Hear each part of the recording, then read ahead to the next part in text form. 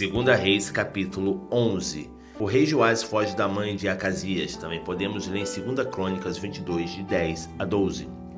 Quando a mãe de Acasias, Atália, tomou conhecimento que seu filho tinha sido morto, mandou matar toda a descendência real. Mas Jeoseba, filha do rei Jeorão, irmã de Acasias, pegou Joás, filho de Acasias, e o raptou dentre os filhos do rei que haviam sido condenados à morte. Ela o escondeu de Atália junto com sua arma, para que não o matassem também. Ficou 6 anos sob a proteção, escondido no templo do Senhor, enquanto Atália reinava sobre a nação. Joás, ungido rei de Judá. Podemos também ler em 2 Crônicas 23, de 1 a 11. Contudo, no 7º ano, o sacerdote Jeoiada mandou chamar os centuriões dos caritas e os oficiais da guarda, e fê-los entrar consigo na casa do Senhor, e fez com eles um pacto, e, ajuramentando-os na casa do Senhor, mostrou-lhes o filho do rei. Em seguida, deu-lhes esta ordem: fareis o seguinte: quando entrardes para o serviço no sabato, que é o sábado, 1/3 de vós fará a guarda do palácio real. Outro terço ficará na porta sul e o outro terço na porta atrás da guarda. Assim fareis a vigilância no templo dos turnos. Os 2 grupos que deixarem o serviço no sábado deverão ficar de guarda no templo para zelar pelo rei. Depois guardar o rei Joás com vossas espadas em punho. Matai todo o que se aproximar de vossas fileiras. Acompanhareis o rei em todo lugar a que ele for. Os centuriões, líderes dos batalhões de 100, fizeram tudo quanto lhes ordenara o sacerdote Joiada. Cada qual reuniu seus soldados, tanto os que estavam entrando em serviço no sábado, como os que estavam saindo à presença do sacerdote Joiada. Então, o próprio sacerdote entregou aos centuriões as lanças e os escudos que haviam sido do rei Davi e estavam guardadas no templo do Senhor. Os guardas, cada um com as armas na mão, se puseram em torno do rei, do lado direito e esquerdo do templo, ao longo do altar e do templo. Então Joiada fez sair o filho do rei, pôs-lhe a coroa e lhe entregou uma cópia do documento da aliança, o livro do testemunho. Imediatamente eles o proclamaram rei, o ungiram, e todo o povo celebraram com palmas e brados de viva o rei. A morte de Atália. Podemos também ler em 2 Crônicas 23, de 12 a 15. Ouvindo Atália o alarido da guarda e do povo, veio para onde esse se encontrava na casa do Senhor. Observou, e eis que o rei de pé sobre o estrado, junto à coluna, segundo a tradição, os capitães e os trombeteiros próximo ao rei, e todo o povo se alegrava ao som das cornetas. Então Atália rasgou suas vestes e gritou: traição, traição! Entretanto, o sacerdote Joiada deu a seguinte ordem aos líderes dos batalhões de 100, que estavam no comando das tropas: fazei-a sair por entre as fileiras. Se alguém a seguir, matai-o à espada. Porquanto o sacerdote determinará, ela não será morta na casa de Iavé. Então eles a prenderam e a conduziram ao lugar onde os cavalos entram no terreno do palácio, e lá a executaram. Aliança de Joiada, 2 Crônicas 23, 16 a 21. Joiada celebrou entre o Senhor, o rei e o povo uma aliança por meio da qual o povo se comprometia a ser o povo de Iavé, e outra aliança entre o rei e o povo. Então todo o povo da região dirigiu-se ao templo de Baal e o derrubou. Despedaçaram os altares e os ídolos e mataram Matã, o sacerdote de Baal, em frente aos altares. Em seguida, o sacerdote Joiada destacou guardas para o templo do Senhor. Convocou os capitães dos cários, os das guardas, todo o povo da região, e em cortejo aclamaram o rei do templo ao palácio, passando pela porta da guarda. E Joás sentou-se no trono dos reis. Alegrou-se de sobremaneira todo o povo reunido, e a cidade experimentou grande paz. logo que mataram Atália a espada, próxima à casa do rei. Joás tinha 7 anos de idade quando foi proclamado rei e começou a reinar. Segundo Reis, capítulo 12. O reinado de Joás em Judá. Podemos ler em 2 Crônicas 24, de 1 a 14. No ano 7º de Jeú, começou a reinar Joás, e 40 anos reinou em Jerusalém. Sua mãe se chamava Zíbia, de Berseba. Praticou Joás o que era justo perante o Senhor, durante toda a sua vida, atendendo às instruções do sacerdote Joiada. Contudo, os altares das colinas não foram extintos. O povo ainda sacrificava e queimava incenso nesses lugares idólatras. Então Joás ordenou aos sacerdotes: ajuntai toda a prata trazida como dádiva sagrada à casa de Yahvé, o dinheiro coletado no recenseamento, as ofertas individuais e toda a prata que cada pessoa trouxer voluntariamente para o templo do Senhor, que cada sacerdote a receba dos ofertantes, para que os estragos do templo sejam consertados onde quer que se encontrem. Ora, no 23º ano do rei Joás, os sacerdotes não tinham ainda restaurado o templo. Por esse motivo, o rei Joás chamou o sacerdote Joiada e os demais sacerdotes e lhes indagou: por que ainda não consertasse as partes danificadas do templo? De agora em diante não recolhei mais prata com vossos tesoureiros, mas destinai-as para as restaurações. Os sacerdotes concordaram em não mais receberem nenhum dinheiro do povo, nem se encarregarem dessa reforma no templo. Mas o sacerdote Joiada tomou uma caixa, fez um buraco na tampa e a colocou ao lado do altar, do lado direito de quem entrava no templo do Senhor.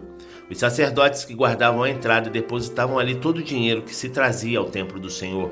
Quando eles viam que já havia muita prata na caixa, o escrivão do rei e o sumo sacerdote vinham, contavam e punham tudo em sacos encontrados no templo do Senhor. Uma vez conferido o dinheiro, era entregue aos empreiteiros contratados para as obras do templo do Senhor, e estes o empregavam pagando os carpinteiros e os construtores que trabalhavam na casa de Yahvé, os pedreiros e escultores, e na compra de madeira e pedras lavradas destinadas à restauração do templo. Contudo, a prata trazida à casa de Yahvé não era usada nas confecção de taças de prata, nem apagadores, cutelos, bacias para aspersão, trombetas, nem objeto algum de ouro ou prata para o templo do Senhor, porquanto a entregavam totalmente aos trabalhadores que se responsabilizavam por administrar essa verba nos reparos que o templo necessitava. Nessa época, não se exigia prestações de conta dos que pagavam os empreiteiros e trabalhadores, pois todos agiam com honestidade. Entretanto, todo o dinheiro oferecido pela expiação de um delito, pecado ou culpa não era destinado às reformas da casa de Yahvé, mas entregue aos sacerdotes porquanto lhes pertencia. A morte de Joás. Nesse tempo, Hazael, rei da Síria, atacou a cidade de Gate e a conquistou. Depois Hazael decidiu marchar contra Jerusalém. Joás, rei de Judá, tomou todos os objetos sagrados que seus pais, Josafá, Jeorão e Acasias, rei de Judá, tinham consagrado, e tudo o que ele mesmo havia oferecido, como também todo o ouro que estava no tesouro da casa de Yahvé e no palácio real, e o mandou a Hazael, rei da Síria, o qual desistiu de invadir Jerusalém. Ora, o restante dos atos de Joás e tudo quanto fez, porventura, não estão escritos no livro das crônicas dos reis de Judá? A traição dos servos de Joás. Levantaram-se 2 dos servos de Joás e conspiraram contra ele, e o mataram em Bet-Milo, casa de Milo, no caminho que desce para Sila. Os oficiais que o assassinaram foram Josabade, filho de Simeate, e Jeozabade, filho de Somer. O rei Joás morreu e foi sepultado junto aos seus antepassados na cidade de Davi, e seu filho Amazias passou a reinar em seu lugar. Segundo Reis, capítulo 13. Reinado de Jeocás, rei de Israel. No 23º ano de Joás, filho de Acasias, rei de Judá, começou a reinar Jeoacás, filho de Jeú, sobre Israel, em Samaria, e reinou 17 anos. Ele fez o que era mal aos olhos do Senhor, porque seguiu os pecados de Jeroboão, filho de Nebate, com os quais ele havia feito Israel pecar. Não os abandonou. Por esse motivo, a ira de Yahvé se acendeu contra Israel, e por longo período o Senhor os manteve sob o poder de Hazael, rei da Síria, e de seu filho Ben-Hadad. Então Jeoacás buscou o favor do Senhor, e esse o atendeu, porquanto observou todo o sofrimento que o rei da Síria impunha sobre Israel. Então o Senhor providenciou um salvador para Israel, que libertou os filhos de Israel do jugo dos arameus e puderam voltar a morar em suas tendas como antigamente. Entretanto, continuaram a praticar os pecados que a dinastia de Jeroboão havia conduzido Israel a cometer. Além disso, obstinaram-se no erro, permitindo que o poste ídolo permanecesse em pé e sendo cultuado entre eles em Samaria.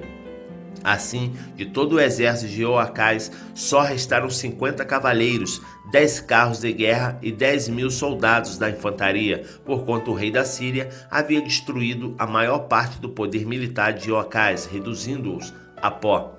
Ora, os demais feitos de Jeoacás e tudo o que realizou, bem como a sua glória e poder, porventura não estão todos registrados no livro da história dos reis de Israel?